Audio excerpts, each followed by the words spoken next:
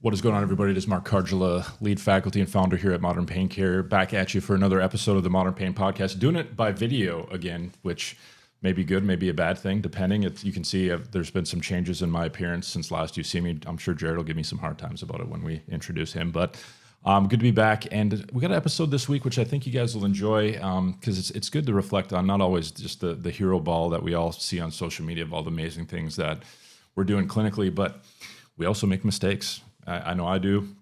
And Jared's got a good situation that he's going to be able to share with you guys that I think you're going to glean some good things from. So before we get into that story, let's just see how Jared's doing. How you doing, Jared? Man, I'm doing good. I am not going to give you a hard time about growing in the beard. We're slowly merging into the same person. You're growing the beard out. I'm losing the hair on top. So pretty soon I'm going to shave it, and we're just going to be rocking the new age bearded Mr. Clean look. Yes, the new age Mr. Clean. So I'm not even gonna go with the beard because it's actually, the salt and pepperness of it that you guys are probably seeing on YouTube. And if you're watching on YouTube, or if you don't watch on YouTube and you'd like to see what we're talking about, we'd love a little like and subscribe there on the YouTube channel. That'll help the channel and help us get a little bit more reach on to hopefully help some more folks with it clinically and also folks in pain. So if you can do that, would be greatly appreciated. But anyway. Jared, you apparently make mistakes clinically. I didn't know this until you just told me. No, I kid, of course. But why don't you lay the groundwork for folks? 'Cause I think it's a good situation as far as a good learning experience. And one that I think, as you mentioned to me, as you were talking to me about it, that sometimes clinicians are surprised, especially younger clinicians. They're just like, I need to be perfect. I can't make any mistakes. I can't appear to be a human in front of my patients. I need to appear to be this amazingly infallible perfect clinician, where I think your ability to be humble in front of your patient really, I think, garnered, if anything, better therapeutic alliance and rapport with the patient.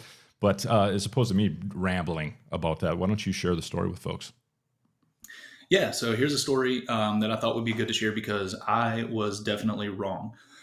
So a few weeks back, I had a patient come in to see me, was referred over by a local primary care doctor who I have a good relationship with. And, I had all the positives going for me. The patient came in expecting a really good outcome. The primary care said, hey, this is the guy that you have to see in town. He's the best PT in town. Like, you're going to be in good hands. He's going to take care of you.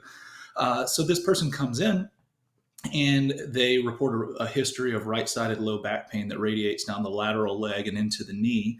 Um, and they say that it's not bothering them today. It's one of those days where they wake up, they come into their PT evaluation, and she says, I feel great. This is the best day that I've had in weeks. And of course, I'm here to see you, but this is the history of what I have. I have this on and off back pain that I've had through the years. My last big flare up was a couple years ago, and it's flared up just the same. And in the past, I have a history of a herniated disc, and she actually had a grade 2 spondylolisthesis. But she said that was old, and they weren't sure if it was causing any problems. So we start going through our initial, evaluation, and she doesn't really report any history of, tingling or numbness or burning type pain, but she's got this radiating pain down her leg into her knee. So I go through a full repeated motions exam, can't really elicit any pain at all. I go through, some overpressure provocative testing and some PAs on the lumbar spine, can't really reproduce her pain in any way. Go through the slump and straight leg raise test, and she's like maybe a little tiny bit positive on the right side. It's not clear, it's not definitive, it doesn't shoot pain down her leg, but maybe a little bit of reduced excursion and a little bit of increased tightness on that right leg. But nothing we do really elicits her pain at all. And she tells me that she's got a history of her pain kind of being worse after she sits for a long time, or after maybe she goes up a flight of stairs, and like when she's pressing down on that right leg, it just doesn't feel as good. And maybe sometimes after that, it'll radiate down her leg a little bit.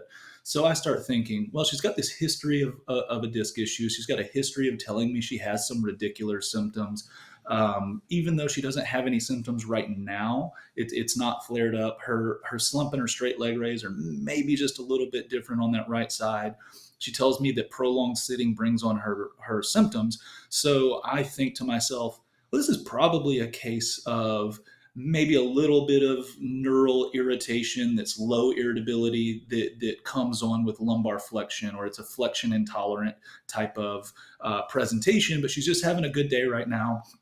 And she's also got like a mild scoliotic presentation, and I don't know if that's a long-term, structural presentation, or if that's short-term adaptive, because she doesn't know if she has any history of that. I just kind of note it. I note it in the chart, and I start thinking, well, maybe let's work on a little bit of gentle lumbar extension. Let's get some pronon elbows, because she said that prolonged sitting causes her a problem. Let's get a little bit of a gentle, side glide or lateral shift type correction exercise going at the wall, super gentle, nothing aggressive. And then let's do some side steps with a band, because she also had really notable reduced strength in her hip abductors. And she mentioned that that's something that she had worked on in the past with PT that was helpful for her, was to work on hip strengthening. So I give her these 3 exercises, and I'm thinking, okay, this will be good. She's probably going to be going in the right direction. She follows up with me a week later, and she is not happy. Her symptoms are flared up super bad. She said, I don't know what we did last time. I don't know what you gave me, but my symptoms just went on max. I've been hurting ever since. I stopped doing the exercises that you gave me because I felt like they were making things worse. And of course my stomach drops at this point, because I'm thinking, all right, like we're going to do positive. This lady's going to be feeling better. I'm about to increase the intensity of her exercise today, and just boom, totally throws me off. And the only silver lining to that was that she had symptoms when she showed back up, so I could get a better idea of the symptom presentation. So what I say is, hey, like, if it's okay with you, now that you have symptoms, can we go back through some of that testing that we did last week? Because I might be able to get a better understanding, a better idea. So I retest her slump, I retest her straight leg raise. Nothing really elicits it. I go back through a little bit of repeated motions testing of the lumbar spine. Nothing really makes it better. Nothing really makes it worse. But she's got this deep, radiating, aching pain coming out of the right side of her low back, pain radiating down to her knee. And then I realize, because I didn't think that it was a problem at all. I didn't think that it would be a potential, nociceptive cause based on her history and stuff that she told me on the first visit. I realized I never tested anything with her SI joint. I didn't do any pain provocation testing of her SI joint. So I lay her down. I do a Gainsland's test on both sides. Boom, positive. Recreates her pain exactly, makes stuff worse. I do a thigh thrust test. It's extremely positive. Like, lights are up, says that's my exact pain. That's what hurts. Like, you're hitting the nail on the head now. Do a little bit of a sacral thrust. She's like, yeah, that doesn't feel good. It definitely radiates into my right hip a little bit when you do that sacral thrust. So she's coming up, she's like, just boom, straight away. She is positive for, the SI joint cluster with every single test I do. And I can't elicit anything with repeated motions. And it doesn't seem like, when her symptoms are flared up, anything changes with her straight leg raise or slump. So all of a sudden I'm like, crap, like I missed one of, the things that we're taught all the time. I missed one of the most commonly discussed conditions, probably one of the most overdiagnosed conditions in PT, is SI joint dysfunction or SI joint irritation, because I was blinded by all these other things that I was looking for, and my lack of belief that SI joint is as common as, a lot of other people believe. So I just kind of glossed right over it. So after I go through this testing, the patient, we're in the gym, and I'm kind of sitting in the corner, and she's facing me. So there's just wall behind me, but I can see the rest of the gym, and I can see the other clinicians in the in the clinic. And both, they're on lunch, or maybe they don't have a patient right now. So we had a student, another PT, and a tech all standing there kind of watching me go through this reevaluation. And I looked at the patient straight in her eye, and I said, hey, Miss Smith, like, I'm sorry. I was totally wrong. I missed what was going on with you. You came in without symptoms, and yeah, I told you that we were going to pick a direction and go, and I felt pretty confident in it, but I was completely wrong. I think that you have SI joint irritation going on now. I don't think that the nerve issue that we talked about is your primary issue or even an issue at all. And I can see that now with these tests, and this is why I think that. I'm really sorry that I made your symptoms worse for a week, but I'm really glad that you were willing to come back in and tell me this so we could work through it and actually get on a better path.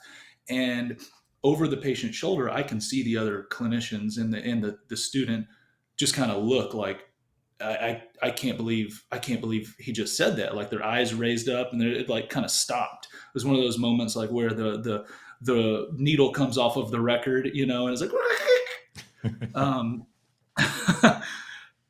so we get done and I redirect some different exercises to take out, the extensions and that sort of thing. We start working on a little bit more gentle exercises on the table because she's flared up, and we get her going on a better path. She feels better, and then afterwards I walk over to those three other people, the tech, the student, and the PT.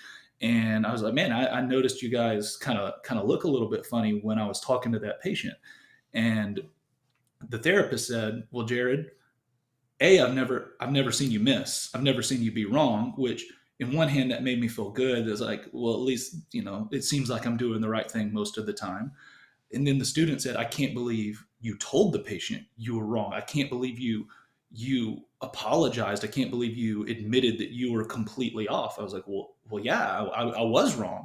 And I wanted her to know that. And I wanted to be honest with her and let her know that we're probably going to be going on a better direction now. Because at least we can see the symptoms, and we had better testing today. We had a better idea of what was going on. And when you try to backtrack, or when you try to act like, you try to manipulate what you said in the past to make it sound like you're right now, patients can tell that. And, that's not going to build honesty and trust between us. That's not going to make her feel confident that I am trying to do the best that I can. And it just also shows that, the medical field isn't perfect, but we're working really hard to try to help people out. So that just really stood out to me, that the patient was super happy and excited that I had come back and even done another evaluation on her. And she said, hey, I'm not worried about last week. Like I was happy last week because you did this really thorough evaluation on me. And I'm even happier that you've come back now when my symptoms are here and done another thorough evaluation on me. You've looked at me closer than anybody has ever looked at me. Like I feel confident if anybody knows what's going on with me, it's you, because you've tested me when I don't have symptoms. You've tested me when I do have symptoms. You've been willing to, look at different options. And she was excited. She's like, all right, like that week sucked, but we're on the right path now. And then, we're going to move forward having a better relationship after that. So it stood out to me for that reason. And it stood out to me that, the student in particular, but I know plenty of other people like this they think that we're going to lose patients if we admit we were wrong. But if you really listen to patients, a lot of times they have a problem with medical providers that they have interacted with that feel like they always have to be right no matter what, and don't believe the patient or whatever it is. So those things stood out to me, and I felt like it was worth talking about. Number one, to say that I still do screw up, no matter what social media looks like, or no matter what anybody thinks about me or says about me, like I still screw up in clinic. And this was a prime example of that. And also to open the floor for discussion on just that honesty between patients, and having some humility, because you're not going to get it right all the time. Yeah, I think there's just this fragile, and I know I had it too. And I just, as you were talking about that story, I'm thinking back, would I ever, and have I ever, and I think I have, is to where it just, you get to that defense mechanism and it becomes like you did something wrong, couldn't have been me, where you try to concoct a story in your mind, oh, they're non-compliant, they weren't doing their exercises correctly or something, just because there's that kind of imposter syndrome that I think we roll with. Just, I mean, honestly, I think it just peaks up throughout our career. We get faced with cases that, I mean, not as maybe this one as much as far as because you thought you knew what was going on, and I definitely have had similar experiences where, but sometimes we don't know what's going on, and it can kind of be destabilizing, and be able to navigate that and have good communication in the presence of uncertainty. There was some, I think you had a false sense of certainty there, which again is, we talk about like an anchoring bias or anchoring heuristic that you use to kind of anchor it on the low back based on a lot of the information. It kind of caused that anchoring caused you to fail to consider alternative hypotheses of the SI joint. And, those are,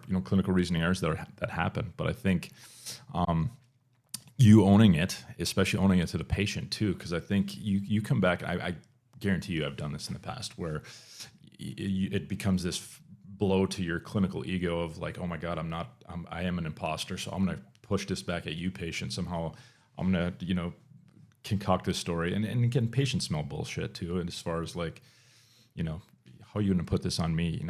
I did exactly what you told me, and this thing blew up type thing. Where being humble, have humility in front of your patients and being willing not to be right. I think there are a lot of patients who come in with these healthcare experiences that you mentioned that they didn't have anybody listening, and sometimes they were laughed at. I just had a patient this week said they were laughed at with their fibromyalgia and different things. So there's a litany of things that happen in healthcare that I think it's a refreshing experience for a lot of patients to have somebody just be real with them of like, yeah, I screwed up. I was wrong. And, we're going to get this thing right. We did some things today that I think really got us now on the right track. I'm sorry that we had to go through that week of crap to get here, but we're going to get you on the right track. And I think being able to look somebody in the eye and just own that, I think I have yet to see a patient really react poorly to that, like where they were like, I'm out of here, man. Not coming back for visit 2 or 3 because you're a hack. So yeah, no, I think props to you for owning that. But it's interesting, the peanut gallery you had with you to see kind of their reactions to it. I mean, what's been your experience, maybe as yourself as a student, some of those insecurities and how they may affect your clinical practice in that situation, maybe in the past, or maybe what you've seen with students as well. I'm curious what your thoughts are there, Jared. Yeah, I think probably the two most common responses that I've seen are, one, to blame the patient, right? They did something wrong. They didn't do their exercises right. They didn't do their exercises enough. They did their exercises too much. They did that other stuff outside of their exercises that you told them not to do, or whatever it was, right? Mm-hmm. So you go for 4 weeks, 5 weeks, blaming the patient that they're doing something wrong, and either you lose that patient, or you finally realize, oh shit, I kind of was wrong, and maybe I need to pivot a little bit now. Or the second response is to kind of confabulate a story to say, oh yeah, this is totally normal, and now I just need to come up with these other exercises that you also need to do that are different because this is also your problem. And instead of just saying, hey, you know what, I went the wrong direction.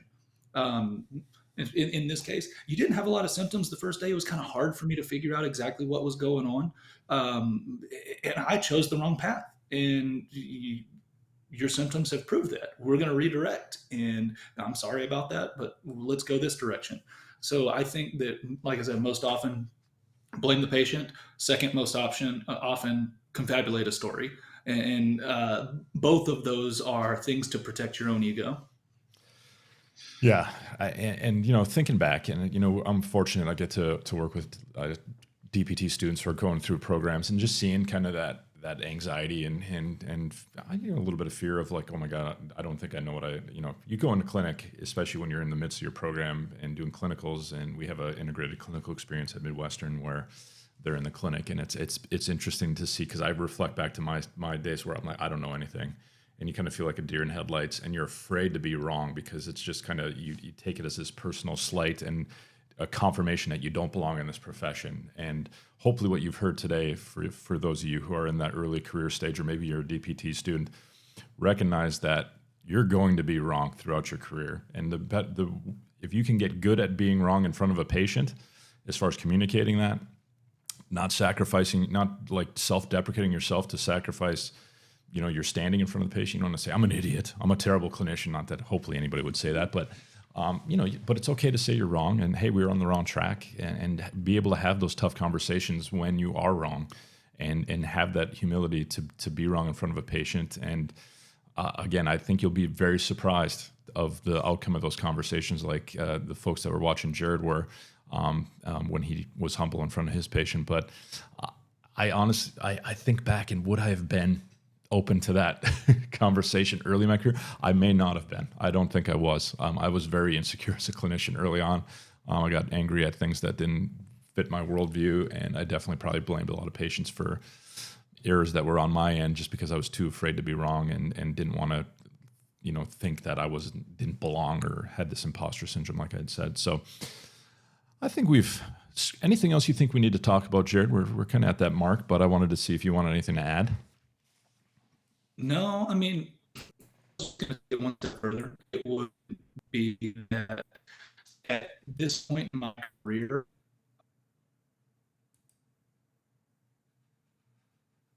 and say, hey, a lot of people respond to treatment approaches slightly different.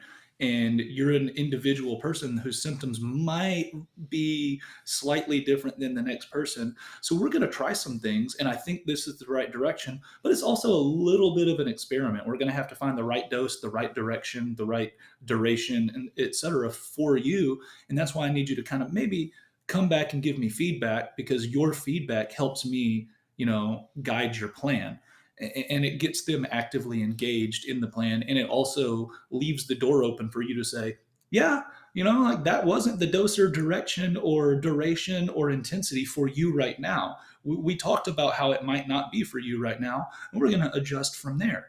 And that helps us anchor, right? We do anchoring and exercise when you find out how many reps you can do something or what a certain RPE level is or whatever. We anchor that, but we can also anchor, based on symptom response to certain interventions. And we find out what a person's ceiling is, we find out what a person's floor is. But if you let people into your thought process and pull back the curtain and reveal that it's not an exact science that we're doing, I think you build a little bit more team effort in the rehab process with your patients. Yeah, I think, having a little bit of course, those of you who listen know I do a little MDT, but a lot of that is, when you do directional preference exercise or any of that stuff, you say, hey, this is what I'm looking for. These are appropriate responses. If you feel this, let us know. The good news is as we see how your body responds to these exercises, we're going to have different paths we go with these, with your treatment going forward. If things start to get cranky, obviously stop, let me know. And that gives us some good information. That's where I try to paint those flare-ups in a positive light as much as you can. Say, hey, I'm so sorry that you went through that flare up. Good news is it gives us some really good information of what not to do and what things might be going on due to this flare. So, unfortunate that it had to happen, but, and my apologies for creating, a week of not fun for you, but I think we got some good information to go forward with that's going to get us back on the right track. And again, I think the more you can get good at those type of conversations, the more success you're going to have in the clinic, the more you're going to have patients that are going to ride out some flares with you, because they trust you, and your honesty with them can go a long way. Huge stuff. All right. Well, if you guys enjoyed the podcast, like I said, we'd love to, subscribe on the old iTunes and leave comments or a review on iTunes. That would also help us just to kind of push us up the old podcast meter. But also, if you guys have had any these experiences yourself, I'd love to hear, some of that stuff, or if you've been wrong in the clinic and really struggled with some of these things. Hopefully it's been, some of us are honest and own up to that stuff, because it happens. It's a normal part of the clinic, but I think it's helpful for folks watching, or checking it out on Instagram feeds and Facebook feeds that, hey, how many of us have faced similar situations? Because I think sometimes, especially early in your career, you feel like you're the only person that's ever wrong, and you don't belong. And like I said, the imposter syndrome just can be a real weight on our shoulders. So, so hopefully we'll see you guys on social media, commenting on the post. Hopefully you enjoyed today's episode. And until next time, we'll see you next week.